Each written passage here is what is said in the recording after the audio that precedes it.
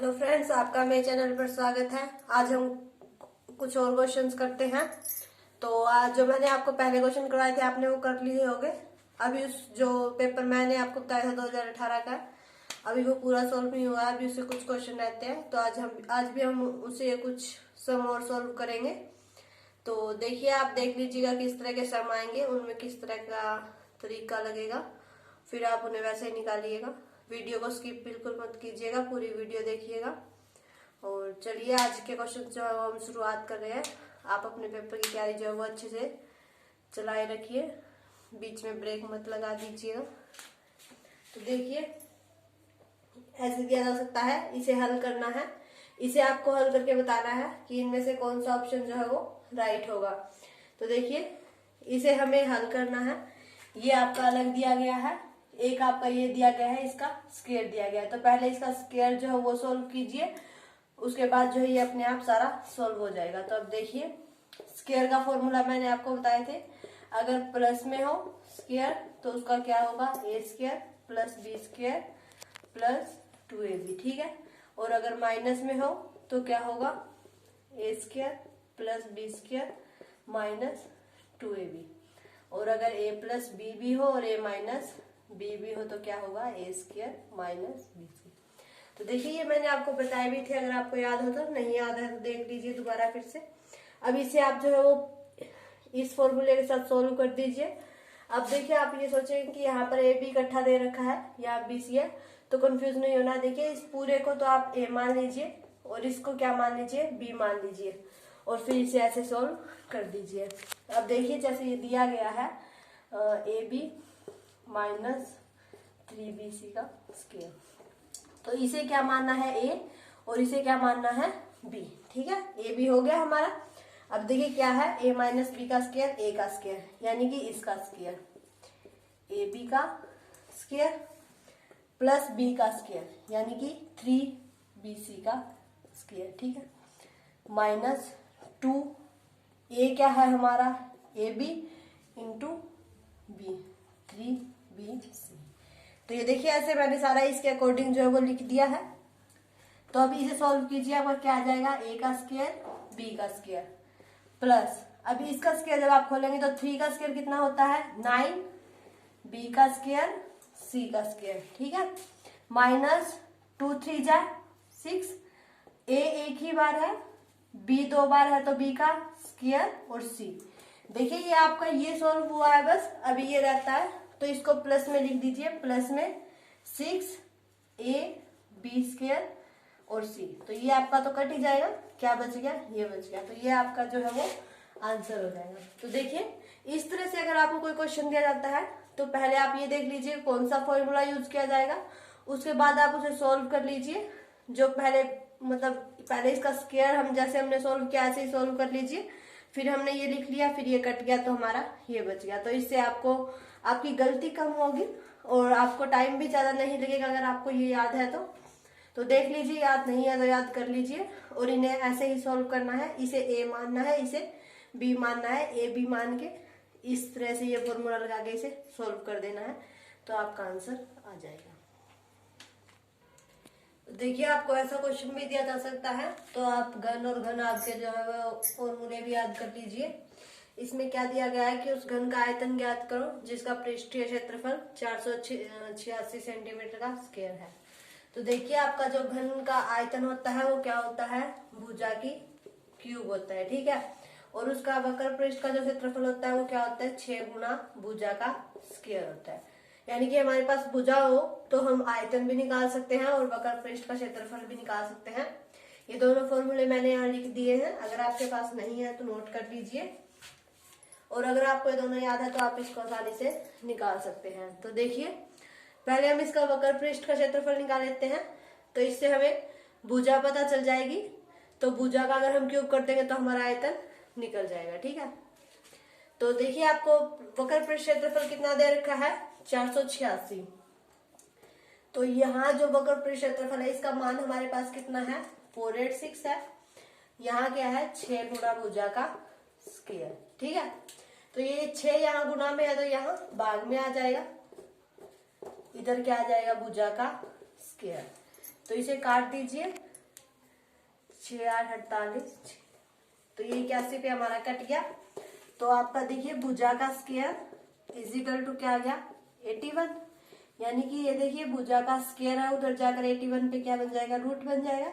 81 जो है वो किसका रूट होता है 9 का रूट होता है। तो हमारी एक भुजा कितनी है 9 की है। तो देखिए इससे हमारी भुजा निकल गई, हमें पता लग गया कि भुजा हमारी कितनी है 9 की है। तो अगर अब हमें इसका क्या बताना है, उस घन का आयतन ज्ञात करो। घन है, आयतन ज्ञात करना है, तो भुजा की क्यूब, हमारा आयतन निकल जाएगा। तो भुजा कितनी है 9 है, 9 का क्यूब कर दीजिए। देखिए 9 9 जा 81 और 81 9 जा 9 1 कम 9 729। तो देखिए 729 है, तो सेंटीमीटर का क्यूब ही होगा, क्योंकि जो है ये हमारा क्या है घन है, तो सेंटीमीटर का क्यूब। तो ये आपका जो है वो राइट आंसर हो जाएगा। तो देखिए अगर आपको ये दोनों फॉर्मूले याद थे और आपने क्वेश्चन को अच्छे से पढ़ा तो आप इसे 1 मिनट में सॉल्व कर सकते हैं। देखिए आपको क्षेत्रफल दिया गया था, पृष्ठीय क्षेत्रफल का मान हमारे पास कितना है 486 है। इसके इक्वल में क्या है 6 गुणा भुजा का स्क्वायर। अब इसे हम सॉल्व कर देते हैं तो हमारी भुजा निकल जाएगी। भुजा निकलने के बाद देखिए उसका घन का हमें आयतन ही बताना है। घन का आयतन क्या होता है भुजा की क्यूब होता है। तो जो हमारी भुजा निकली है उसका क्यूब कर दीजिए, आपका आंसर आ जाएगा। तो इस तरह से अगर आपको फॉर्मूला याद है और आपको क्वेश्चन जो पता है किस तरह से निकालना है तो आप इसे आसानी से सॉल्व कर सकते हैं। देखिए आपको इस तरह का सम भी जो है वो दिया जा सकता है। इसमें आपको m का मान निकाल के बताना है और इसे हल करना है पूरा कि ये कहाँ तक हल हो सकता है उसका आंसर देना है। तो देखिए अभी पहले आप इसे सॉल्व कर लीजिए। इसमें आप पहले ये देख लीजिए, देखिए जो हमारे बेस है सबके सेम है, तो ये डिवाइड में है हमारा। अगर डिवाइड में है तो जो हमारी ये घातांक है ये क्या होते हैं माइनस हो जाते हैं, अगर मल्टीप्लाई में हो तो प्लस हो जाते हैं। ठीक है, इस बात का आपको ध्यान रखना है। तो नीचे हमारा अगर बेस सेम हो तभी हम ये कर सकते हैं। अगर मान लीजिए यहाँ 5 है और यहाँ 6 है तो हम इन्हें आपस में ना ही जोड़ सकते हैं और ना ही घटा सकते हैं, तो वो अलग अलग ही रहेंगे, इस बात का भी ध्यान रखें। अब 5 5 सेम है तो अब इसे हम कर सकते हैं, डिवाइड में है तो क्या होगा माइनस होगा। तो देखिए m माइनस और -3 ये है, ठीक है, और ये 5 की पावर 5। तो देखिए इतना क्लियर हो गया। ये डिवाइड में था तो ये माइनस में होगा, अगर यहाँ मल्टीप्लाई में होता तो प्लस में हो जाता। ठीक है, इस बात का ध्यान रखना। और बेस भी क्या होना चाहिए सेम होना चाहिए। तो अब देखिए ये मान लीजिए हम इसे कंपेयर करते हैं तो ये इसे इसके साथ कंपेयर करेंगे तो ये क्या हो जाएगा कैंसिल हो जाएगा। तो minus minus plus m+3 equal to 5, m equal to 5 - 3, m equal to 2। तो m की वैल्यू आपकी क्या आ गई 2 आ गई। ये आपका राइट आंसर होगा। तो इस तरह अगर आपको कोई क्वेश्चन दिया जाता है तो आप देख लीजिए, अगर मल्टीप्लाई में है तो ऊपर आपको जोड़ना है।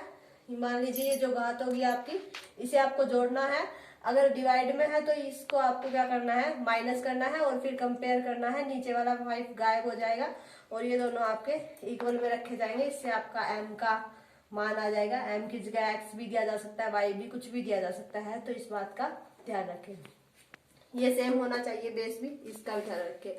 अब देखिए इसे हल करना है तो इसे आप पहले ऐसे लिख लीजिए 12a 8b 8 डिवाइड है, डिवाइड में आ गया -6 a की 6 b की 4। देखिए आप इसे सीधा भी काट सकते हैं, 6 2 जा 12। ठीक है, माइनस है तो -2। अब देखिए 6 2 जा 12, ये वाला 2 है, यहाँ पे a की 6 है, ऊपर a की 8 है, यहाँ b की 8 है, यहाँ b की 4 है।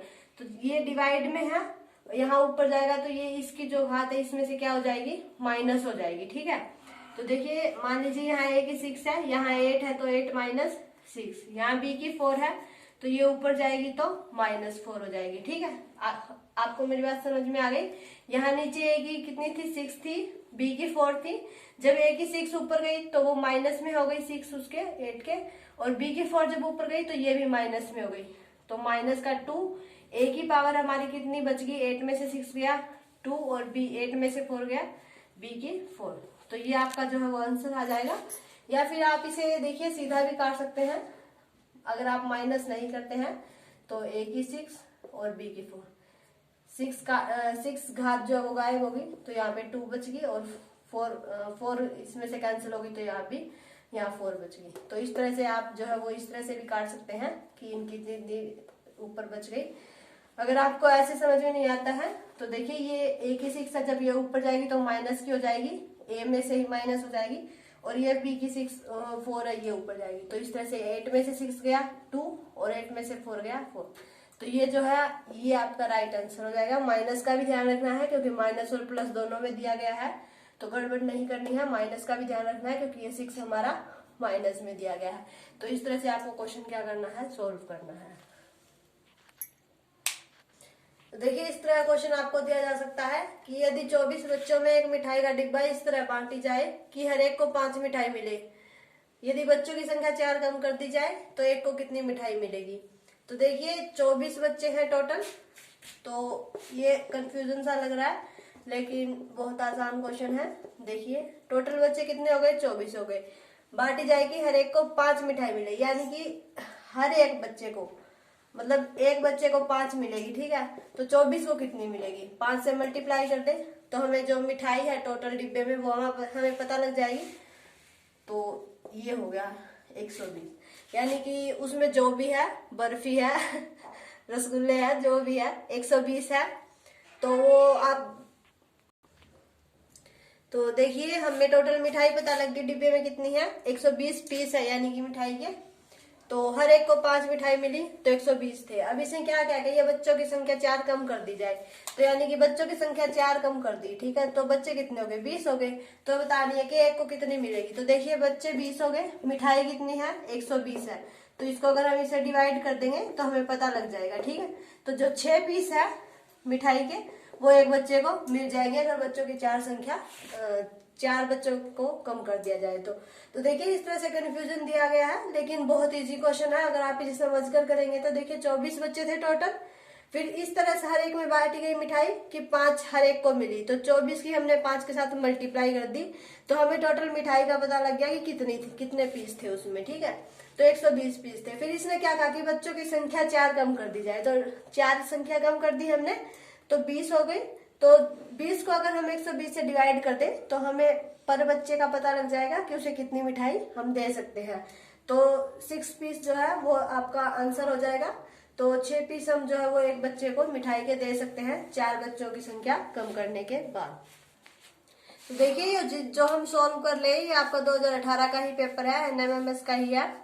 तो अगर आपको मेरी वीडियो अच्छी लगे तो इसे लाइक कीजिएगा, अपने फ्रेंड्स के पास ज्यादा से ज्यादा शेयर कीजिएगा, और अगर आप मेरे चैनल पर नए हैं तो इसे सब्सक्राइब करके बेल आइकन दबा लें ताकि आपको मेरे आने वाले वीडियो के नोटिफिकेशन मिलते रहे और आप अपने एग्जाम की तैयारी को जारी रख सकें।